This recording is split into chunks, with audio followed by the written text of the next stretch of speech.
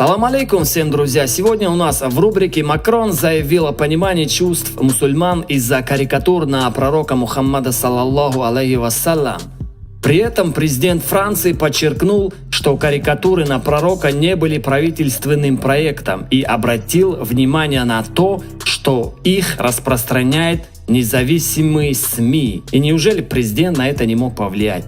Далее у нас президент Франции Эммануэль Макрон заявил, что понимает чувства мусульман из-за карикатур на пророка Мухаммада саллаллаху алейхи вассалям, но подчеркнул, что их выпускают независимые СМИ, а не правительство. Об этом президент заявил в интервью телеканалу Аль-Джазира. «Я понимаю такие чувства, и я уважаю их, но вы должны понимать, в чем заключается моя роль. Она должна обеспечивать две вещи – правопорядок и защиту прав», – сказал президент.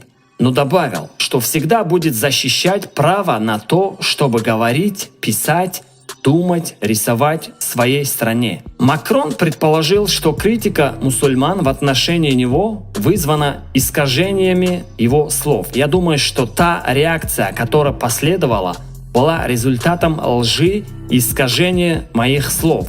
Потому что люди поняли это так, что я поддерживал эти рисунки, сказал он.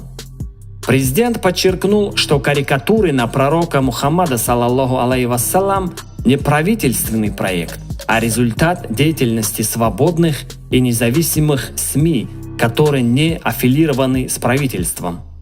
Теперь давайте, друзья мои, в комментарии напишем свое мнение, что вы думаете по этому поводу. Макрон оправдывается или же он, не подумав, высказал свое мнение?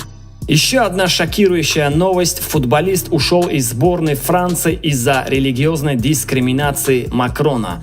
Футболист Манчестер Юнайтед Поль Погба завершил карьеру в сборной Франции. Как передает Date.az, информацию об этом распространило британское издание Sun. Сообщается, что Погба принял такое решение из-за того, что президент Франции Эммануэль Макрон допускает религиозную дискриминацию в отношении мусульман.